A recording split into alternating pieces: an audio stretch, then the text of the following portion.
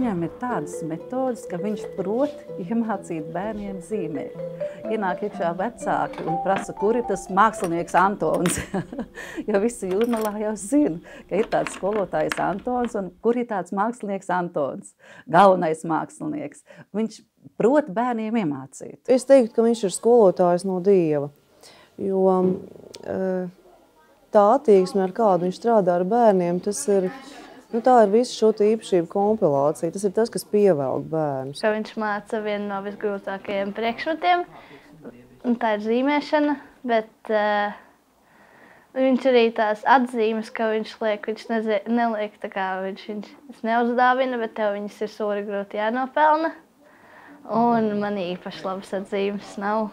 Es uzskatu, ka skolotājam jābūt arī prasīgam, jo arī pēc tam vismaz tie audzēkņi, ar kuriem es esmu runājis, kas ir beiguši jau skolu un mācās tālāk, tieši prasīgums un tas, ka es viņiem liku darīt daudz ko varbūt grūtāku tādu un priekš tā viņu vecuma varbūt pat pārāk grūtu. Pēc tam viņi to atceras ar tādu tieši saka paldies par to. Bargs viņš nav. Man liekas, ka arī nebūs. Es vienmēr cenšos praktiskos darbus, mācību uzdevumus savienot ar radošajiem. Tāpēc arī bērni varbūt piedalās daudzos konkursos. Šie darbi tiek iekļauti mācību programmā, un viņš arī nemanot, viņš ne tikai izpilda mācību uzdevumu, bet viņš arī radoši strādā.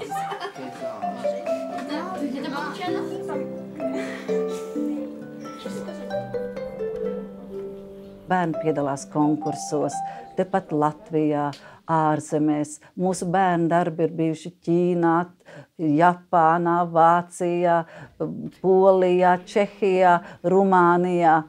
Un 70% tie ir skolotāja Antona Vaivoda bērnu. Mākslā 90% ir darbs un tikai 10% talants. Katram, man liekas, Dievs ir devis savu sūtību. Un skolotāja Antona sūtība ir būt par skolotāju, par izcilu skolotāju, labu skolotāju. Jūrmalā, man liekas, ka viņš ir tāds vienīgais.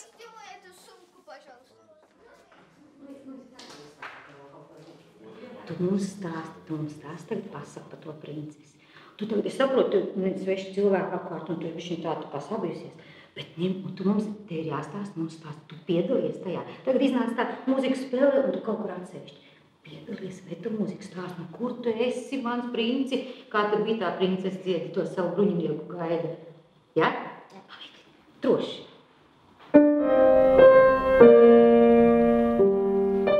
Skolotāja Treja īstenībā gandrīz varētu teikt, ka ir ideāls skolotāja, jo viņa ir tiešām stingra, un viņa mēdz ļoti sarāties un tā sabārt par kaut ko, bet viņa arī māk tā pilnīgi otrādi diezgan tā mīļi un jauki pateikt. Viņa ir tāda skolotāja, kurai patiesībā ļoti patīk savs darbs. Ja viņai, piemēram, ir vairāk laika, viņa vienmēr paņem drusciņ garāku stundu priekš skolēna.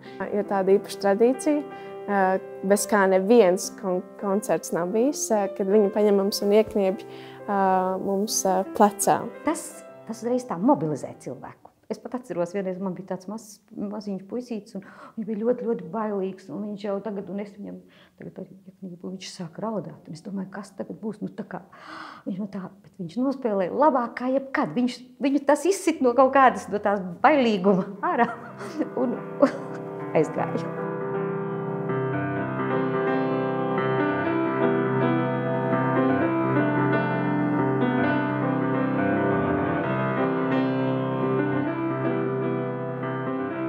Tas, kāpēc mums ir tādi panākumi, tas ir noteikti skolotājas dēļ, jo viņa mums tiešām ļoti strādā.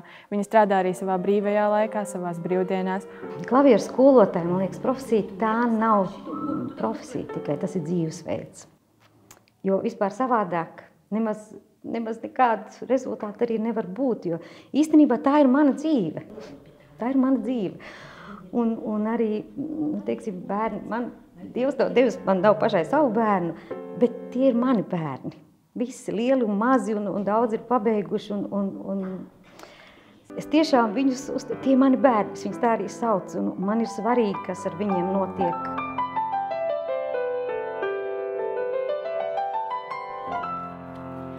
Ja audzēkņi gūst, protams, panākumus, tas ir, es domāju, skolotājiem lielākais gandarījums, kas var būt. Ne jau tik daudz par savu tur darbu, bet tieši, ka viņi ir gūši šos panākumus un ka viņi izcīnījuši šīs medaļas un viņu vārds izskan pasaulē. Es, protams, esmu ļoti priecīga par šo prēmiju, bet man šķiet, ka vismaz man ir brīnišķīga klavieru nodaļa. Pat tiešām. Un es domāju, ka no manas nodaļas varētu jebkurš pedagogs šo prēmiju saņemt. Man pat ir mazliet tā kā neērti. Es ceru, ka vēl visi manas nodaļas pedagogi dabūs šo prēmiju. Tiešām, es viņam to novēlu, viņi pat tiešām ir to pelnījuši.